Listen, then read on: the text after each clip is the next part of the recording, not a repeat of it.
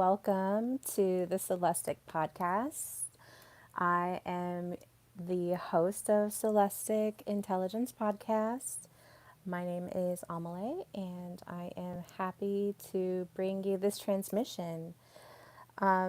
So, for those of you that are new here, and or if you're watching the replays, I did a newsletter on Substack. So Substack is kind of like a newsletter app.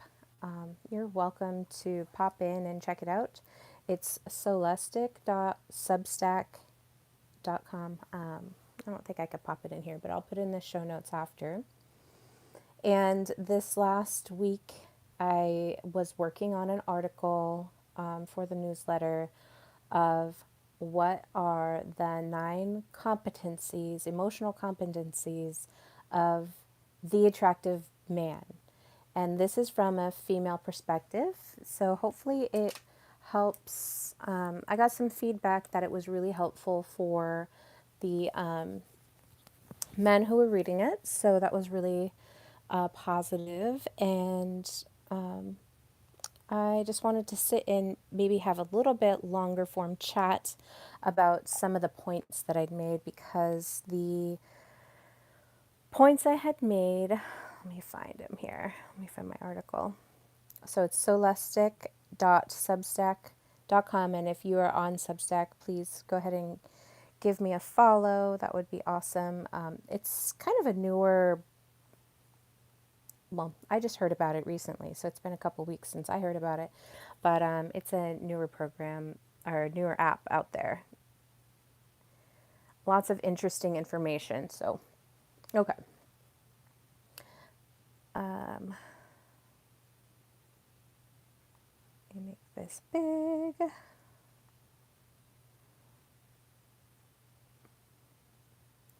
All right. So, what I'm here to do is to teach emotional intelligence. And with it being Valentine's Day, I feel that there's a lot of pressure for men and women to perform at a certain, with a certain expectation that they have to take somebody out to dinner, that they have to get them flowers, that they have to do the chocolates, that they have to do all these romantic things. And that's all good and well. It lets you set an intention. It shows your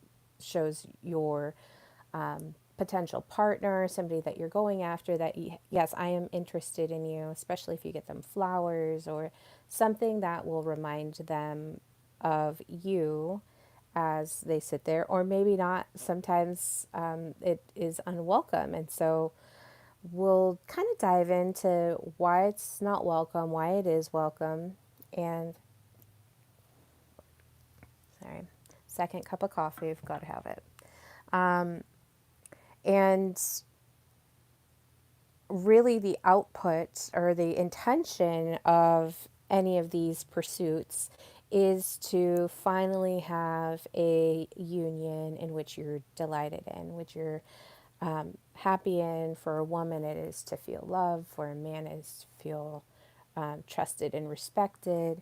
And for most dynamics, I think that that's true. So I'm going to preface this as the attractive man is more just, this is in a masculine, in a feminine perspective, what a masculine typically will look like. So this could be any partnership that there's any polarity in it. And what is polarity? Polarity is having a really strong tension almost of this dance that we're doing in life. And we want to have that dance because it keeps things exciting. It keeps us kind of motivated, kind of ebbing and flowing, as we've talked about. And hello, Milan in London. Thank you for watching. So we're doing this dance with this energy, and we also want to do this dance with this energy in ourselves. So one of the pieces of feedback that I got is these points also go for for women as well. And yes, that is true. But this newsletter, this piece that I did was the female perspective to the man. So as we're working on that, we're working on that inner dance that we have within ourselves. And then as we have that within ourselves, we start to see that outwardly. So when we're looking at what makes a man attractive to a woman, we are looking at, for a woman, we're looking at, can this man protect me? Can this man provide for me? Does this man make me feel safe? And if the answers to these questions are yes, yes, yes, and she is in her world emotionally centered, and I say that rather loosely because women typically are a little bit more chaotic in their feelings than, say, men are. And if as a man you're feeling chaotic in your emotions, you have a lot of inner work to do because you are to be providing and protecting for this woman here. Okay. If for some reason the answer is no to those questions, it will cause the woman to feel insecure, to feel fearful, to feel a survival feeling, and her nervous system is going to react in kind to the emotional regulation of whatever male pursuer she has in her field. Or maybe she's attracted to somebody and is totally blind to all of what I'm talking about, which is clearly possible. So she's completely blind to all of these concepts of energy, what it means to be in control of your emotions, to have emotional intelligence, to have good relationships with men and women. And so a lot of women, I think, find themselves in that place where they end up partnering with somebody that matches their insecurities, but they still like there's still something about them that is pulling them, that is pulling into them because we're the receivers. So we're pulling that energy into our field where maybe the man is falling short in one of these places or maybe in a few of these places. And that's okay. Falling short doesn't mean that you're like completely ruined for the rest of your life. The beautiful thing about emotional intelligence is that you can raise your frequency. It takes work, it takes awareness, and so that's the kind of things that we're talking about here on this. So as we look into the reason why I started this is one, because it was Valentine's Day. Two, because I feel that even though I work with women, I feel that hearing this feminine perspective for men is important, because for men, when they are pursuing a woman, it's because she's beautiful, there's something intriguing or inspiring about her that he's attracted to. But a lot of it is the physical appearance. For a woman, it's very much different. The man can look however, but if he has a presence, which is this emotional resilience and kind of the things that we're going to be talking about, the way that he handles situations, the way he interacts with the room, these are all things that a woman is going to look at and say, that is desirable. He's going to provide, he's going to protect me, and so she'll want to have a relationship with that man.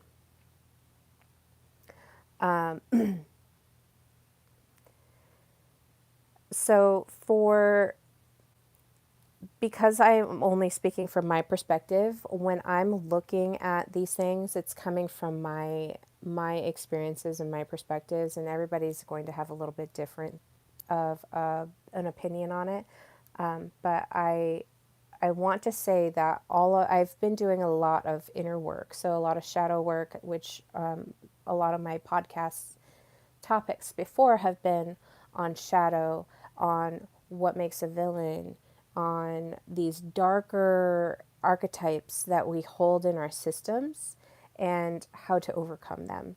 And in doing this, your resonance will start to raise. You'll start to bring in more people. You'll push people out of your system. You, if they're not on your same vibration, they're going to either, they're going to come with you or they're going to go away. And there's nothing wrong with either of those things. It might be a little, you might be a little brokenhearted if you're a little bit more open in your heart space and wanting those people to come, but not everybody will be able to come with you. So just remember that resonance and vibration is everything. Like, this is a huge part of how we show up in this world, and it's going to become more and more apparent. So these things I'm talking about are going to be a little bit more normalized and mainstream as we go on through the years. We are in a big transition right now. So when I say that, you'll start to bring new people in once you start to kind of surrender and let go of these old pieces of you that you're getting rid of. You'll start to resonate new people in. And this can be in the form of a partner, it could be in the form of friendship, it could be in the form of work. So all of these things have to do with it. So my goal here is to help harmonize and shift. So as I'm doing this work, I'm starting to see more and more new frequency men come into my field. And I follow a lot of other women who are working diligently on raising their vibration and their frequencies. And they also are attracting men to come in. And it doesn't mean that it's like an intimate partnership. They're just attracting men in that are magnetized to this frequency that you have. So this is new, fresh perspective.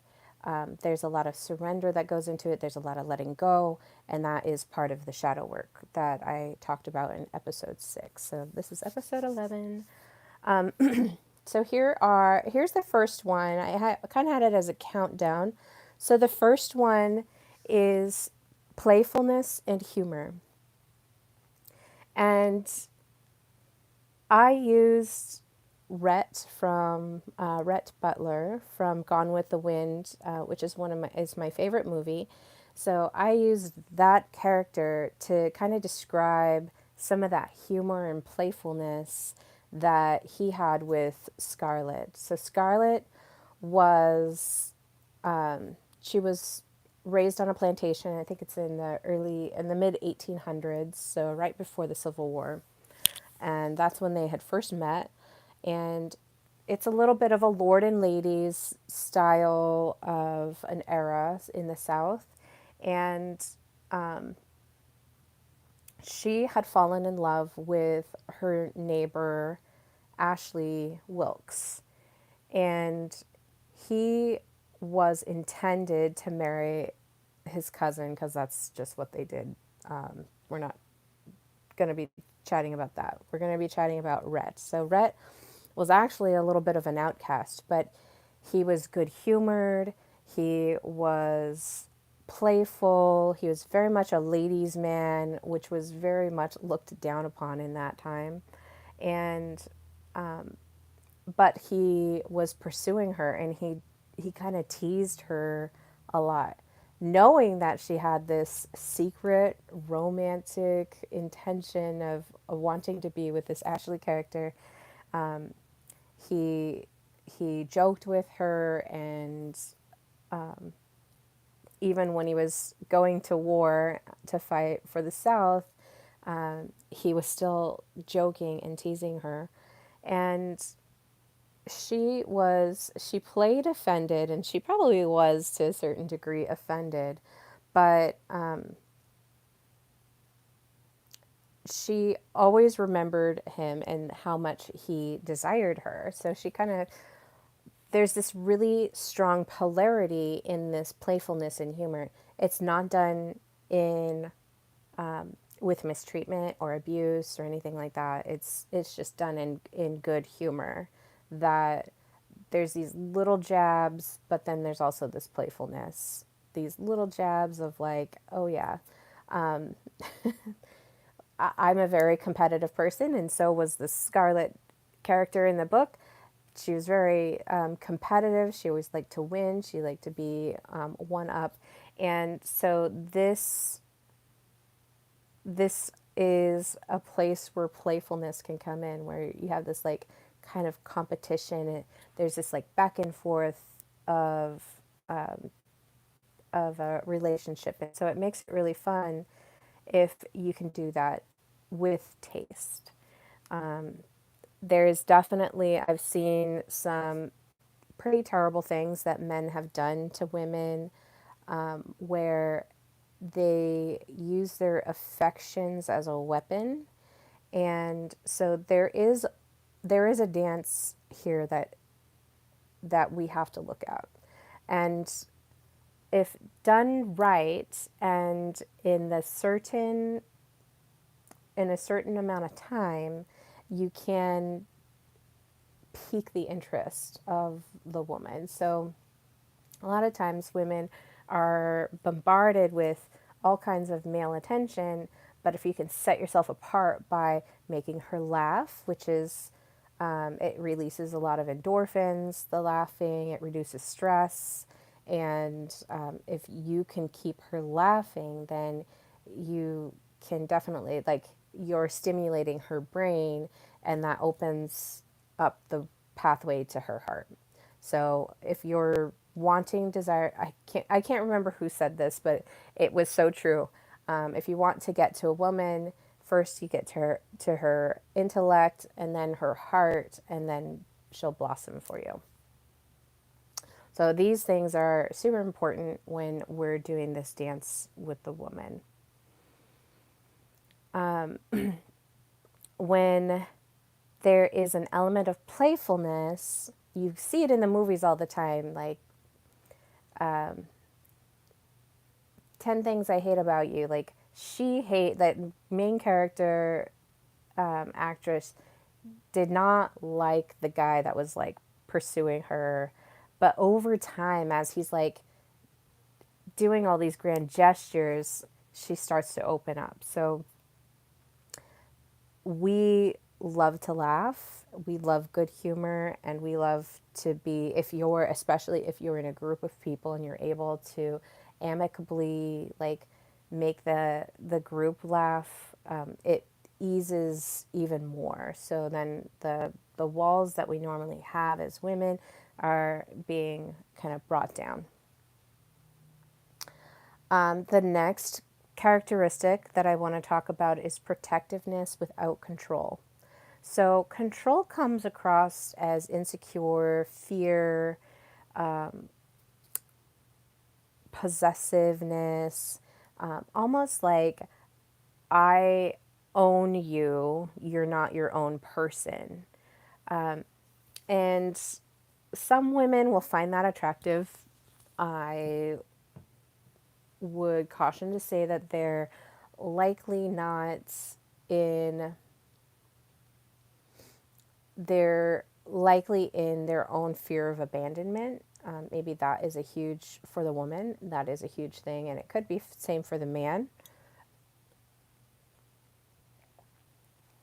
But if you're controlling, or you're trying to take possession over a woman and tell her what to and to not do, I mean, within reason. So if there's something like going out with certain friends, I don't feel comfortable with you going out with them.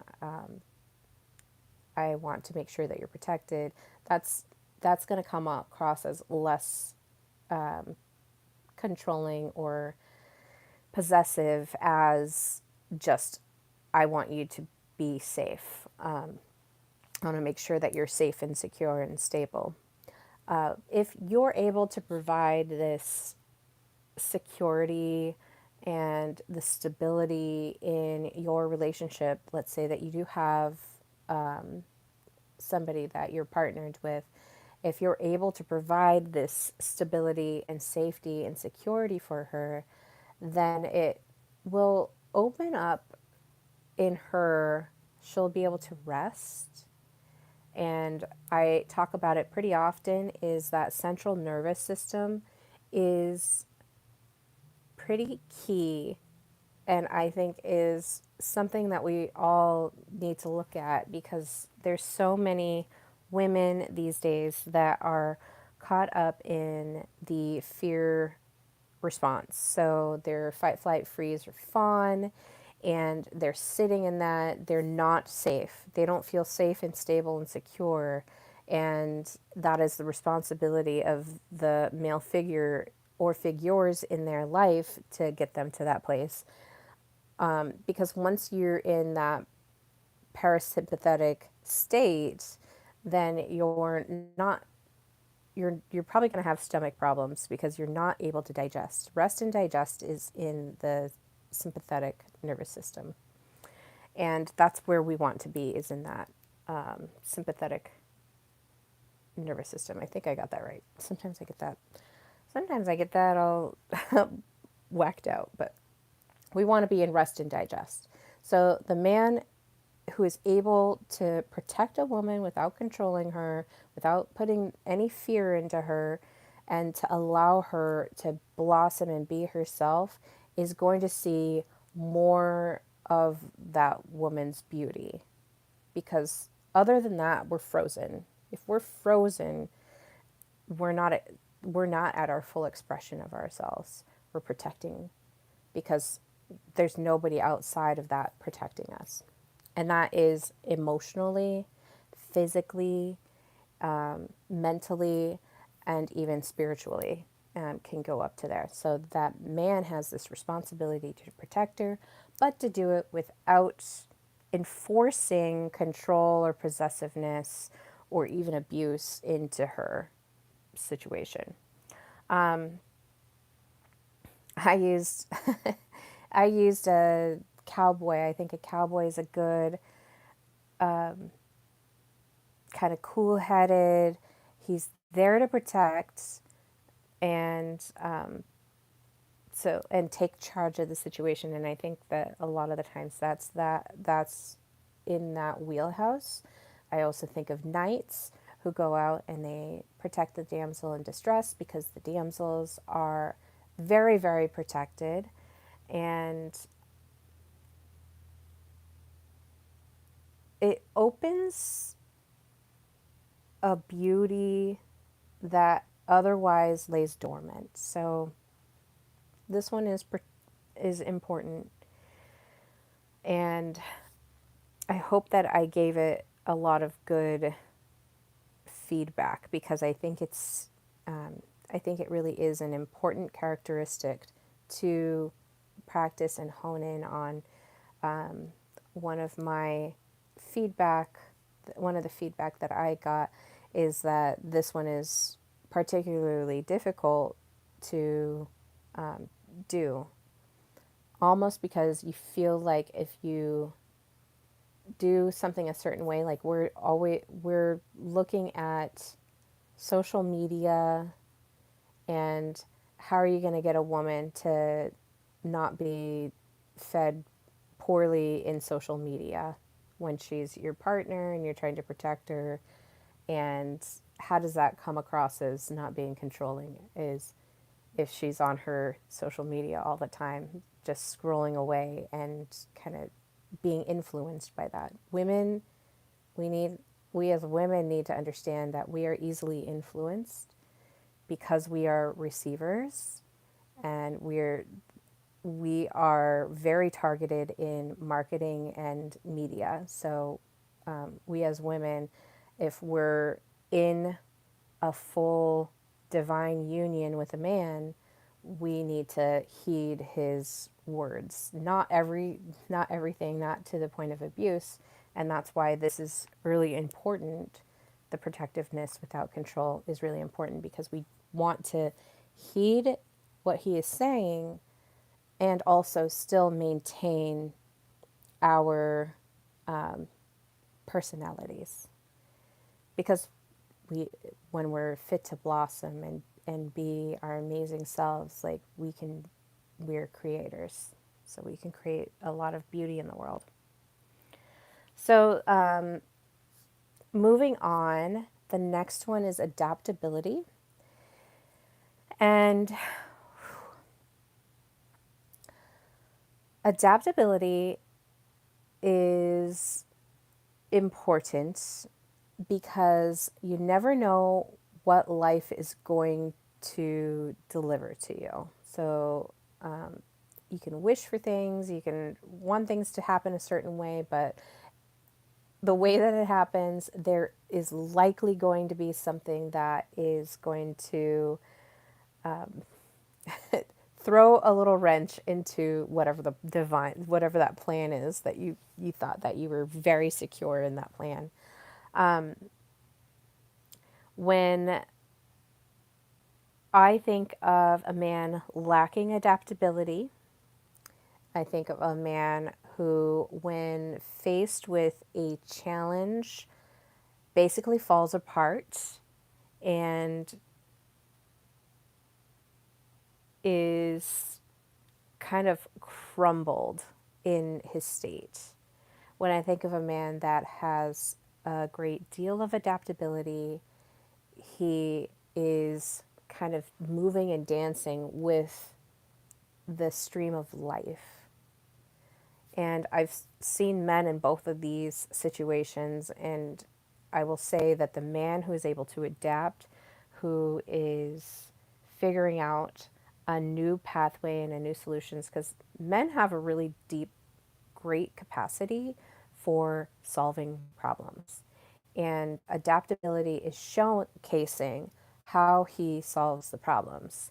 So if he's going to fall apart and he's going to be weak and not know what to do next and kind of just crumble, the woman seeing that is going to feel very insecure and to the point of danger. So she's going to go back into that, what we were talking about, that central nervous system, fight, flight, freeze, or fawn, to adapt. Because women are very adaptable. So we are, when I say that we are targeted with marketing and media, there's a reason for it. Like, we are very malleable and we are very adaptable. So women have this in spades. But if a man can demonstrate it and take that lead in the adapting to whatever the situation is, then it will be even more, she'll feel a lot more secure. And I hope that lands because it is something that I think men, if your adaptability, if your ability to adapt to situations that you did not expect is low, this is something that definitely will need to be worked on to improve. And I say that, why do you think the hero in the story gets the lady? Because he adapted. Rarely do things go according to plan, but this is where men showcase their talents. It's very, very attractive when a man is like, oh, they double booked us. Now here's what we're going to do instead. And it takes she doesn't even have to think. Like, she knows that he's going to take care of it. And there's a beauty in where she doesn't even have to think. I know it sounds silly, but there's a beauty in not having to think. Like, I have to do it in my life because I am still a single woman that has, responsibilities. And so I have to think a lot about what am I going to do. The less I have to think, though, the more relaxed I am. Then I can feel. Then it leaves me room to sit on all my feelings that I have. And I've got many of them. Very, very emotional.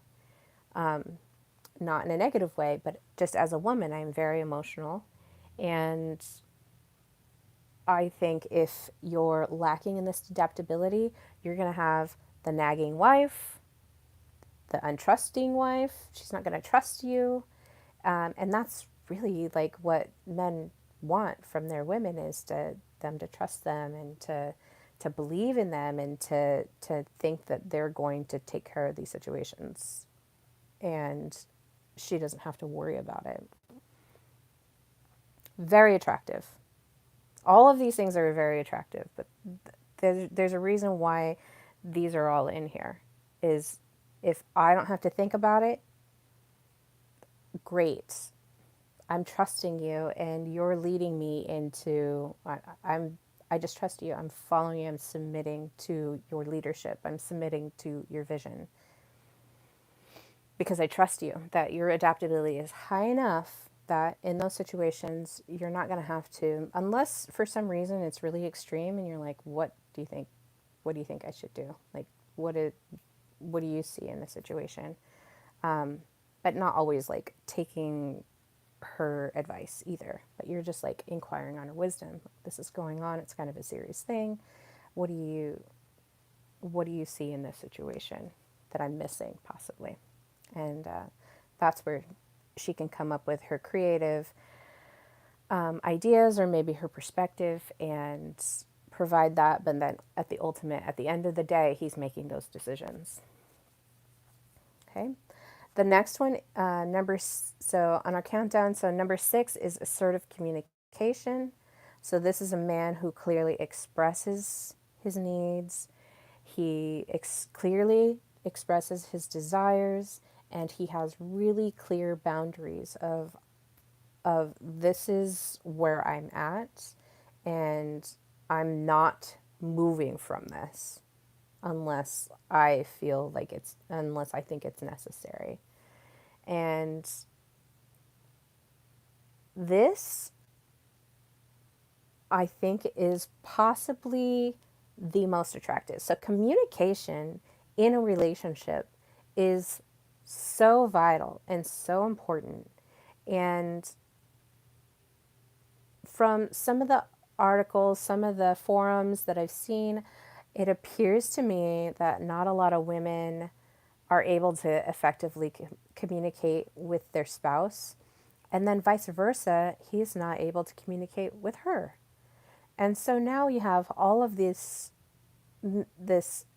either lack of communication, miscommunication, and it's for a man, I think, to set the standard of this is how we're going to talk.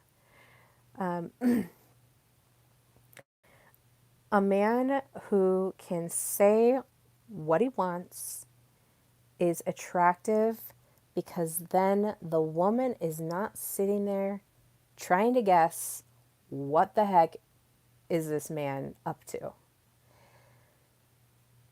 I have so many friends, and I've been caught in this, and this is just from a female perspective. This is how we are. We will sit there and try to piece the story together of what is his intention.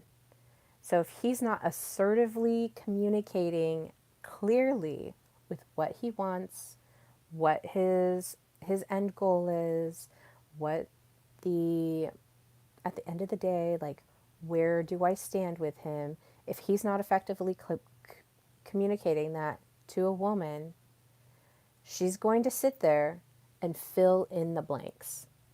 And it's going to be this crazy ass Mad Lib. And then all of a sudden, you're like, this woman, she used to be really like calm, playful, poised, all these beautiful things. And now she's crazy and blowing my phone up and like reacting crazy.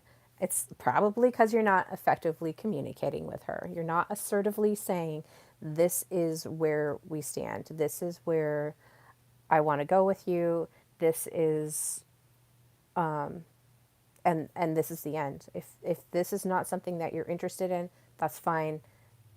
Like, let's just set it now. Instead of, if you don't effectively and assertively communicate with her and her with you, but you with her, then it's almost like you're just kind of pulling her along and crumbing her along until what? Until what? Till she goes crazy, basically, because we're emotional beings. Reminder.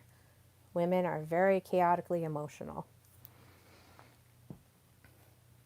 I know a lot of strong women who aren't are not as emotional as I'm saying, but for the most part, at the end of the day, our emotions are very high and we experience a lot of them.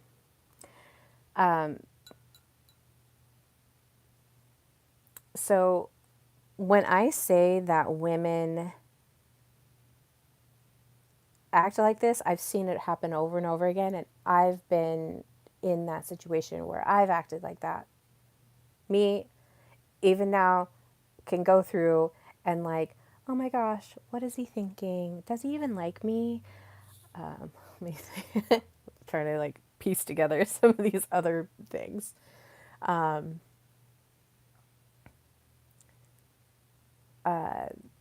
don't know. Those I think are pretty good starting things, but it's just like this stream of consciousness of like, is he really into me?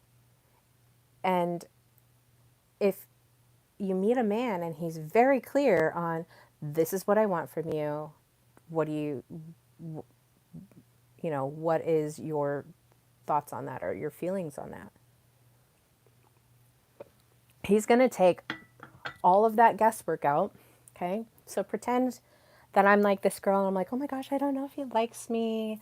I don't know if he blah, blah, blah. Like, he didn't set a date. He didn't do this. He didn't do that. And then all of a sudden, we're just like feeding this crazy story in our heads. And yeah, it is a story. And it just gets bigger and bigger and bigger. And then we're like, oh my gosh, I'm going to talk to my girlfriend about this. Let's see if I can like she'll ask me questions. And so she starts running out and getting advice from all these people around her instead of like talking to the source. When if that man sets it up where there's no guesswork and he's using really effective communication to like burst all those little cloudy stories that she's created in her head and say, this is where I'm going. Are you coming with me? And then she can decide on that. But if he takes all that guesswork out, sets the stage, this is it, he's created stability in her. He's grounded her right back down because he's like, this is where I want to be. Are you coming with me? And she can make that decision. Yes, I'm coming with you. Or maybe she's confused about it. No, I'm not going to. But he has a strong boundary. Okay, if you're not coming with me on this ride that we call life, then, you know, we need to end the relationship right now. So this is a very strong boundary. It doesn't hurt. Maybe it hurts a little bit, but if you continue down this path where you're not setting these boundaries as a man and you're entertaining women in their emotional states, it's more hurtful for you to not say anything and leave her guessing and then in the end just be like, oh no, I'm just going to ghost you. It's more hurtful for you to do that than it would be to say, this is my intention. Are you coming with me? And I I speak for women in that. I don't think that, as I said and prefaced, like at the beginning of this podcast, I don't think that any of these competencies, emotional competencies, are outside of the realm of women. But as an attractive man, you're going to be doing this. This is going to be your forte. You're you're setting the standard. You as a man are showing her that you love and want to protect her enough by saying this. Marwa is giving me a thumbs up and a heart because it's true. So the attractive man is going to take that guesswork out of her, ground her with these words, and provide that stability. And he when he does this, when men do this, and they're like, I only want to be with you, because there's a lot of, I mean, let's just be honest. There's a lot of men that are pursuing women, and they might be pursuing more than one woman.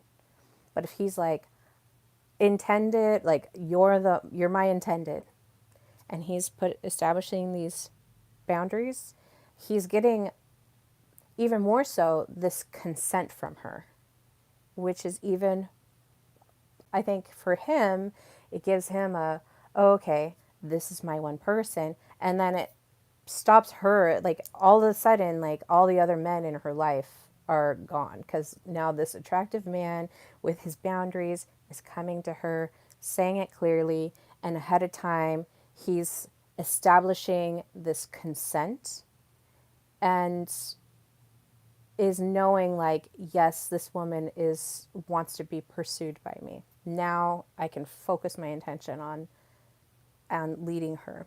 So these are all so beautiful. This attractive man is awesome. Let's see.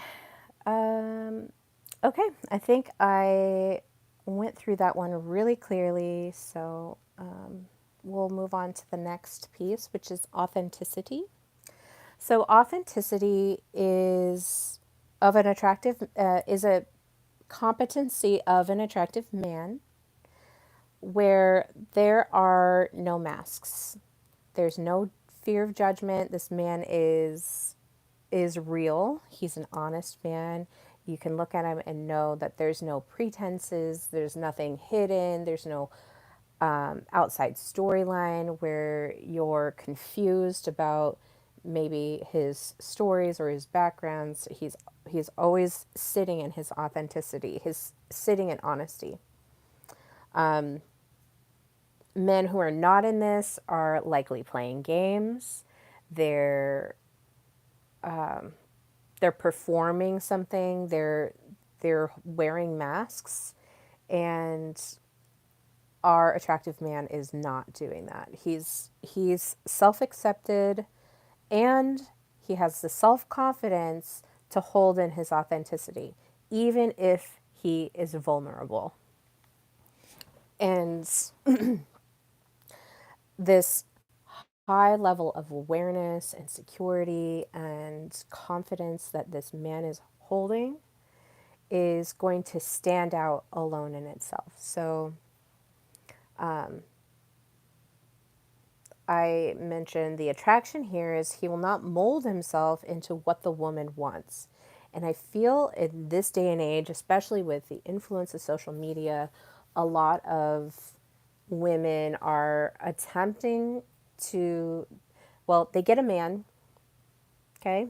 They get a man, and then they don't like certain things about the man, and then they try to change him. And the man that they change him into, because they're women, the man that they change him into is not desirable for her.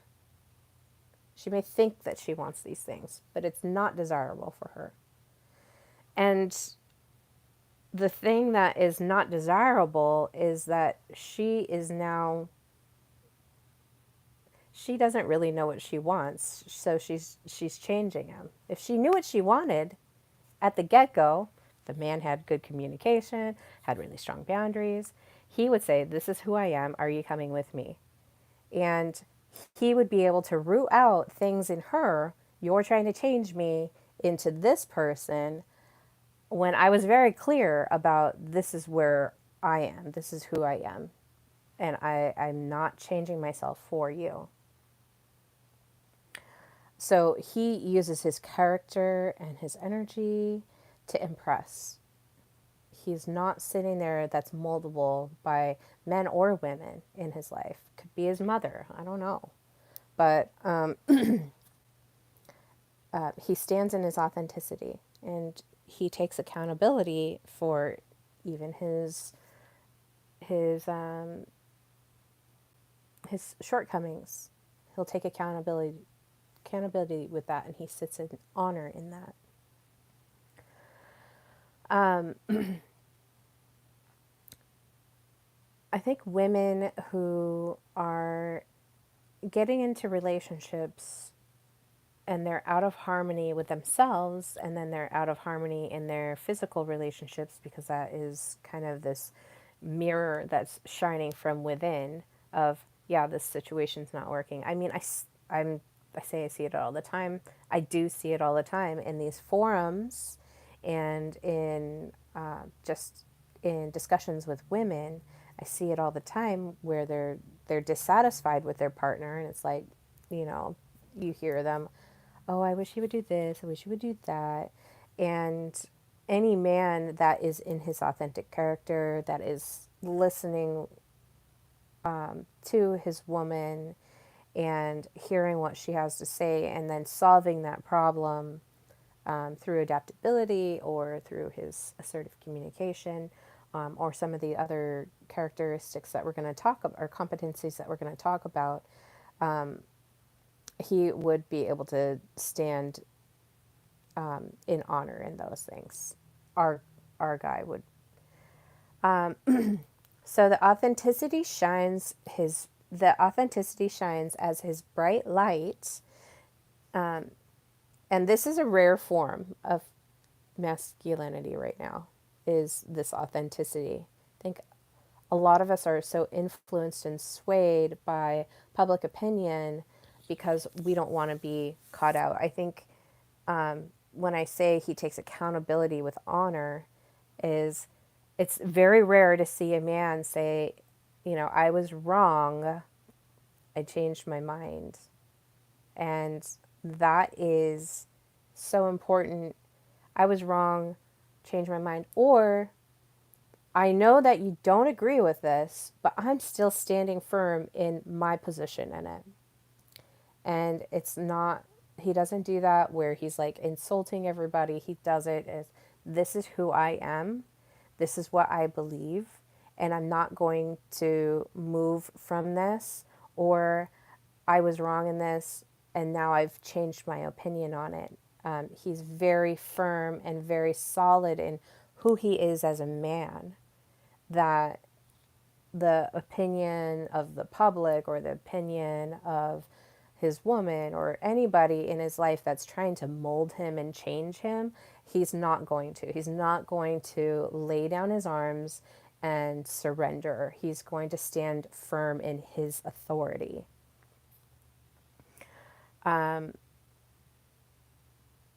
Our, I mentioned our current social expectations are,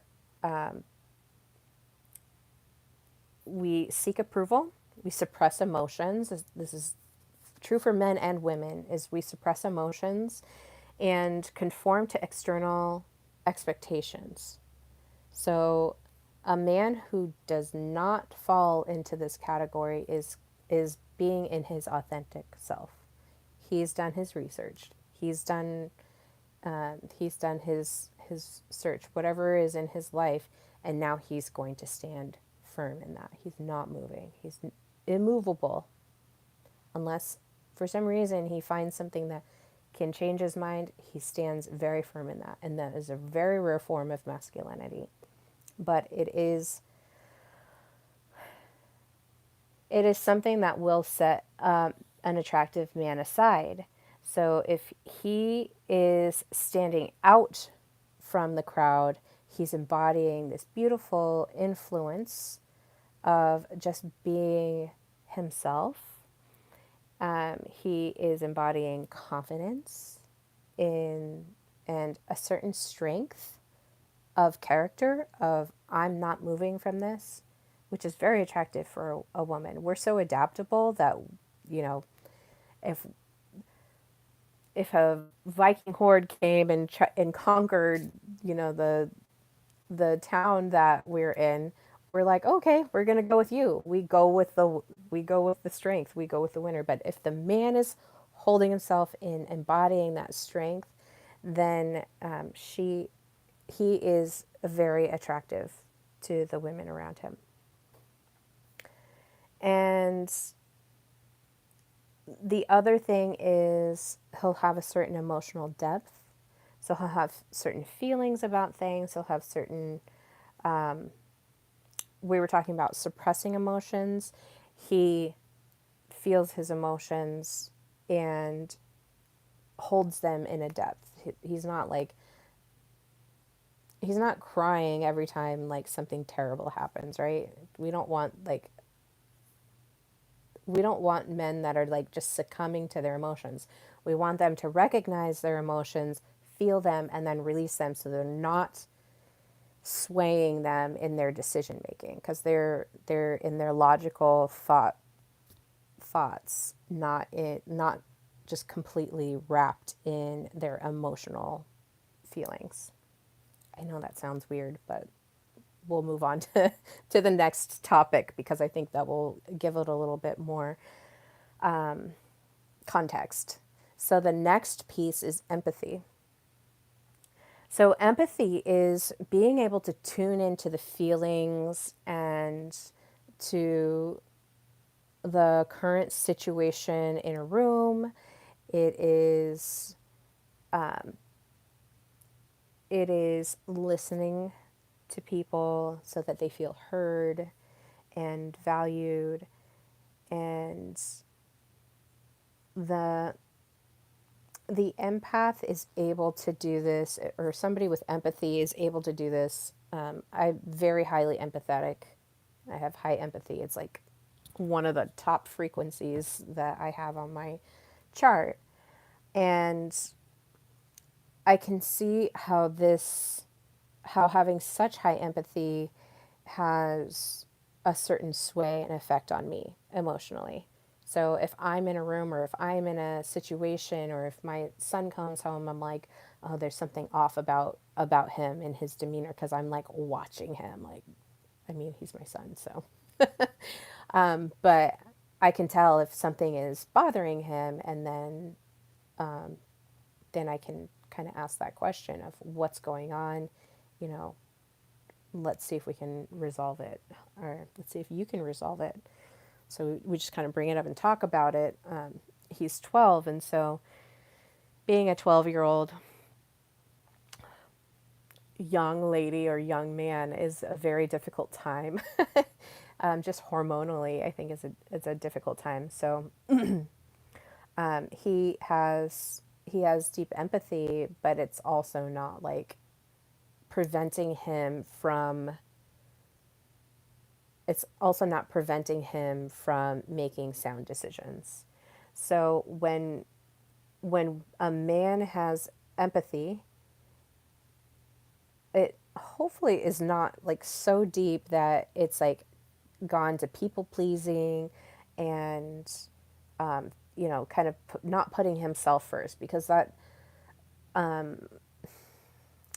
for empathy, I have pretty strong feelings about it. Being an empath is, you can go so far into empathy where you have no self love, where you have no self confidence, where people pleasing is a norm because that's what you've done to survive. And that's not the empathy that I'm talking about here. The empathy I'm talking about here is being able to read a room, being able to listen and take key terms from the people that you're discussing situations with, and understanding them and hearing them. However, it doesn't affect you personally. So you still have this strength of caring about yourself, this confidence about yourself, and and also maintaining really healthy boundaries. The person's feelings, he can say, those person's feelings are this, they're not mine. They're this, but not mine. So he's able to hear them and value them in that way, but it doesn't overwhelm him or it doesn't break him down. He is able to effectively listen and to communicate back, like, I hear you're feeling this, and then offer some solutions or just be there. So when I think about a man who has a good level of empathy, he is, if I'm saying like I am having trouble with this situation, he's listening to that and then offering his solutions on how can we adapt to this to help you feel protected, safe, and stable and secure. So he has mastered the traits of empathy and also mastered the traits of narcissism, which is kind of a self love, self confidence, self worth piece. And so he's mastered these both and can have self love and confidence, but also have room to care about others in a way that he can make the best decisions as the head of his family, community, or workplace. And he is deeply trusted by others because they feel heard and respected by him. And I've been watching a lot of Lords and Ladies, Kings and Queens shows lately. These, and I kind of watch like how does this king handle his people? How does this queen handle her people? How does this lord handle their people? So there's these organizational structures that I'm watching, and I'm looking at how are the men handling their people? How are the women handling their people? And kind of taking some of these concepts that I'm writing about here, and how is that playing in these shows, and is it realistic? So I can tell like when the people love their king, they have certain characteristics, whereas if they don't love their king or their lord or whoever is managing their circumstances, I'm looking at what kind of and what kind of emotional competencies are they ruling with.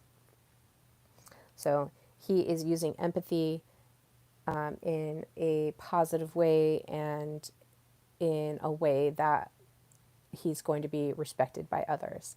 This is attractive to a woman because she's going to feel heard anytime that there is some sort of quarrel or maybe there's some sort of disagreement, and it's going to happen. Like we're we're very emotional beings, and for him to be able to hear what we have to say and give sound advice to us or calm us down and stabilize us with his words of comfort, or just maybe sometimes we just need to be heard, then he is going to do that in a way that is going to allow her to trust him even deeper, because now he's proven himself over and over again. Yes, I hear you. Here's how we're going to solve the problem. And we love that when the men solve the problem as women. All right. Number 3 in our countdown here is patience. So patience is kind of one that everyone knows about. It's a very popular term, popular characteristic. I think about patience for our attractive man. He is a stoic being. So even when things are chaotic, even when his adaptability is being challenged, even when, everything is falling to shit around him, he is still patient. He doesn't react in a way. He's not reactive. He's stoic. He's listening. He's processing. He's responding, not in a reactive way, but in a thoughtful way, and sometimes in a proactive way. But in the middle, when our patience is being tried, we are a little reactive because we're like, oh my gosh, things are happening. Oh my gosh. the lions coming, the bears at the cave. I don't know. Like women, we're just kind of like, oh my gosh, these things are happening. What are we gonna do? And we're all like, if especially if you're like sitting in survival mode, you're always panning out of like what things are endangering me and what things are potentially endangering me. But a man who is attractive is very patient, and he's not going to be reactive. He's going to be still in his stability. He's going to be still in his groundedness, and he's not going to react with his feelings of fear. He's going to put all all of those feelings that he might have, he's going to set those aside, and then he's going to face the problem head on. He's not frustrated easily, and he doesn't react impulsively. If there's time needed, he's going to patiently review what the problem is. He's going to think about it, and he's going to determine what the best outcome is. So when we think about patience, and this is kind of an easier one, we're thinking about a man who is taking his time to think about what is the best outcome for this. Does it need to be answered in, an hour? Does it need to be answered in a day? Is it going to take a week? Is it going to take a month? He's going to think about it.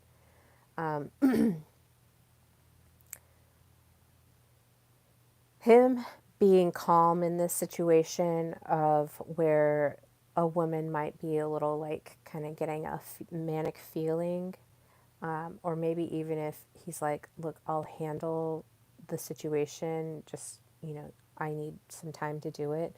She's going to hear what he has to say. So she can sit there and like continue being in that situation, or if he has demonstrated that his patience gets good results, it will calm her down. So she'll be calm and able to still be in her feminine energy, and he'll be in his masculine, solving the problem because he's doing a really good job of it, and not showing his emotions of frustration, or if he has to make a difficult decision of kind of sweating it out or anything like that. He's not demonstrating that to her. He is just, I have this. Give me some time to think about it, and I'll get it resolved. So we like that.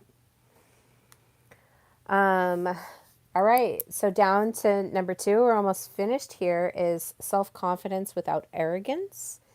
And I funnily, I, it's funnily, I humorously put, who loves an arrogant man? Question mark, himself. I don't know if anybody's ever said that, but I was like, oh my gosh, who loves a, who loves an arrogant man? Like, it's just him, really. So we talked a little bit about narcissism, and narcissism, like an NPD diagnosis, is very rare, and it's I think it was like 2% if I remember my statistics correctly. But who loves who loves a narcissist? I mean, there's a lot of women out there that partner themselves with narcissists. He has charisma. He has, all of these flashy, seemingly nice characteristics that we as women are like, oh my gosh, like he's very confident. He's got charisma. People follow him around. So I say an arrogant man is likely to contain high levels of narcissistic traits, because I feel like narcissistic traits and empathetic traits, we're looking at both of these, and we're kind of looking at the sliding scale of it. But I, I I was being silly. I said it's the bug spray of social gatherings is that arrogant man. I mean, really, people are charismatically following him. He is obviously going to attract women because of that self confidence, and they're like, they can mistake that self confidence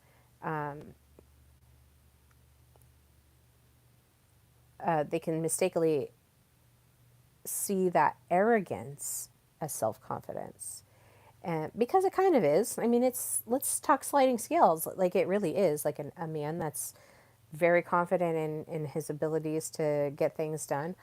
At the end of the day, though, if he's if he's arrogant, it's not really self-confidence. He's kind of putting this mask on. We were talking about authenticity. If a man isn't really in his authenticity, then it will kind of rear into this arrogance area. So, a man with self confidence, without the arrogant piece, he knows his worth. So, he knows his worth, and he does it without seeking any validation. He doesn't need validation from others, where as an arrogant man almost needs this validation of how do I say this? Of like kind of wooing all these women to being around him. So he's, I think of what is it? There's like con men, and they'll go out and they'll, oh, I can't remember what the show is, or if it's a like a Facebook thing. Anyways, I think it's a show. So there's these con men. Oh, I heard it on Dating Detectives podcast, which if you like this kind of if you like seeing the dirty side of situations, the Dating Detectives podcast is a really fun podcast to listen to. I usually when I'm traveling on an airplane, I'll just download a couple of them and listen to them on the plane. But there's been a few of, and I do it because I like to hear about personal relationships. But so these men will find these women who have done fairly well for themselves, but they'll woo them, and then they'll say, "Oh yeah, I've got all of this stuff." He's mask, definite mask. I've got all this stuff.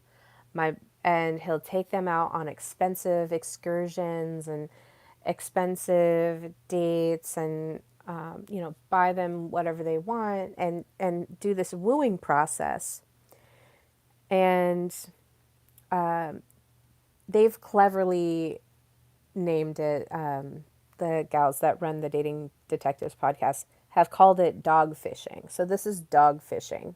This is where a man is like posing to be something that he's not. So he's got this. He's not authentic, and then he's definitely arrogant in being able to kind of squander the life savings or whatever the woman has out of her, and kind of live this double life. And then he'll dump, once she dumps him, he'll move on to the next woman and do it again. So it's this like I don't even want to call it romantic. It's just this relationship con man, or dogfish. But basically that con man is going through and he's dominating these women, and then eventually like taking their life's work or their life savings, and then like dumping them and then going to the next woman. In some cases, like marrying them and then going on to the next thing. So our attractive man is self-confident. He has things going for him. He's not looking to be a parasitic relationship. He wants a loving union with his lady, and he does this. He doesn't seek validation, and he does not seek to dominate. He is just who he is in his authenticity, in his worth, and he's not sitting there trying to prove anything. He is who he is, and he is, like I said, he's very stable. He's very firm in who he is. He doesn't need anybody else to tell him who he is. He knows what he's got, and he knows what he wants. All right, so finally, the last one is emotional resilience. So, emotional resilience is the maturity, strength, and composure to handle all of life's many challenges. And so, this is a very highly favorable competency that our attractive man has. He is calm and grounded and confident under pressure, and he, learns from his mistakes. He knows where he wants to go. He's got a strong vision. He's got clear boundaries. He is communicating clearly on whether or not you are in his future and how that would look. He is just laying it all out. This is what I want. Are you with me? A woman wants to feel protected, and when a man is sitting in this maturity and this the resilience, the emotional resilience of all the things that he's learned, and then like how he's using that to favor himself in his life, she is going to feel protected and safe. And in his resilience, she can feel that protectiveness. In sitting in emotional resilience, he's going to clear out the fog of emotional chaos she finds herself in, because he is going to be her rock. He's going to be covering her with his might and his intelligence. He is using all of this information that we've talked about to protect her and cover her and to allow her to just be herself, because that's what he desires out of her, is this loving beauty, this trust, somebody who is going to grow in wisdom with him and stand by his side for the rest of his days. So he is her rock, and she is his comfort. She is going to be his companion and help him in ways that he needs her to help him. And so, with that, that is my list of 9 emotional competencies of the attractive man. I really enjoy doing this because as I'm thinking about what makes a man attractive, I'm also thinking about the people out there that are looking for relationship and that desire to have this. So, with this, I want to remind you that just because men look at women in their physical beauty does not mean that women are doing the same. So, sorry,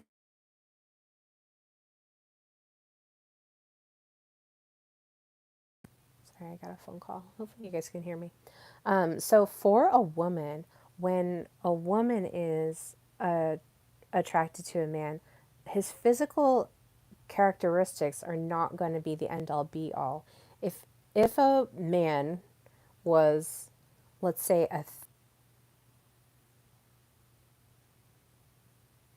am I still here?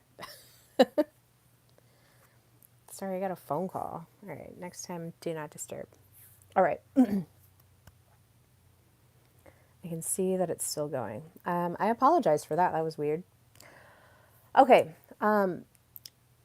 so as I was saying, a woman in her, a man could be like a 3 or a 4, but if he is holding strong in these 9 competencies and they're very high, he is going to be really attractive to her.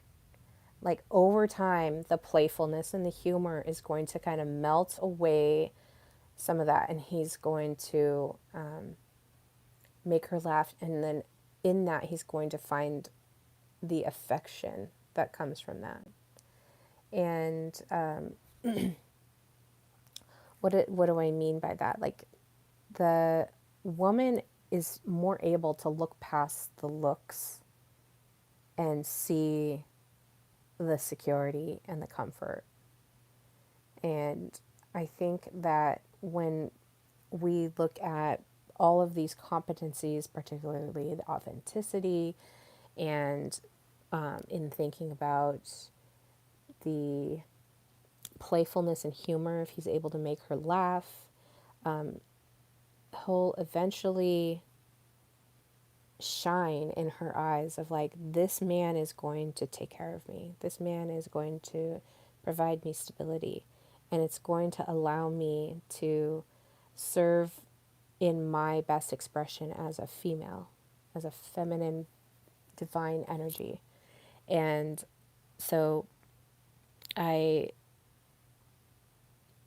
I think that that is an important concept. I think a lot of men are lacking in that confidence in themselves and in that worth of themselves, that this woman may be out of my, maybe he thinks like, this woman's out of my league. And in that, he's like basically saying to himself, I don't have the self-confidence to pursue this woman.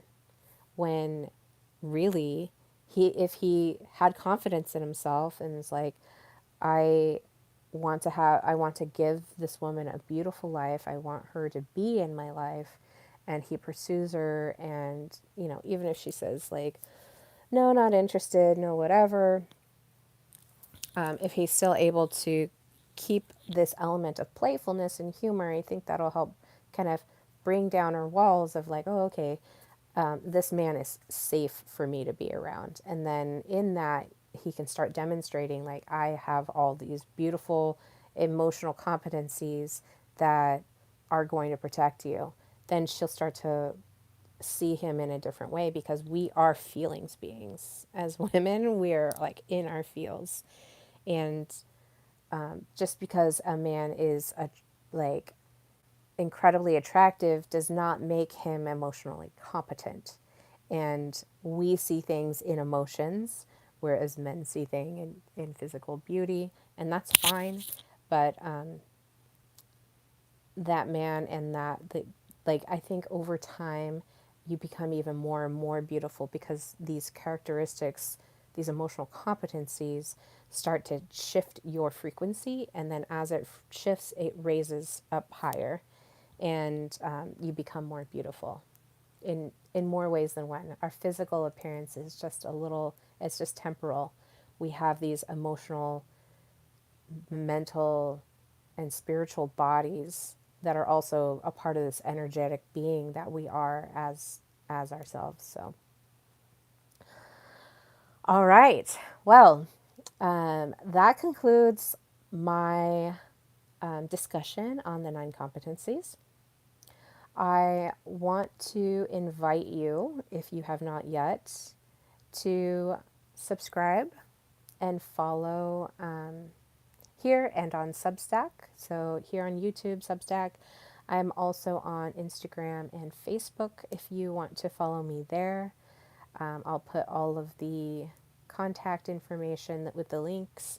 I have a TikTok, Instagram, Facebook, for right now, and I would love to have more followers follow me there. And I am revamping my group course. So, my group course is going to be teaching these fundamental issues of self worth, personal power, to women who would like to raise their vibration and their frequencies. And I take one on one clients, and I also do just one on one hour-long sessions. So if that's something that you're interested in, please send me a DM here or on any of my platforms. You can also email me at amelie@soulesticintelligence.com. I will put all that information in the show notes. Thank you guys so much for watching. I truly appreciate it. I hope you guys got a lot out of this. It is a beautiful discussion to have, And as we start looking at women, I just want to honor that I know that men come in and watch this as well, and I wanted to give them some information to kind of sit and think on, because I think men are a little more able to maneuver differently than women do. And so that's why I typically serve women, but I wanted to honor the men that watch this as well. So thank you guys so much. Thank you for watching Soulestic Intelligence Podcast. I will see you guys next week with a new topic, and I hope you guys have a wonderful day. Cheers.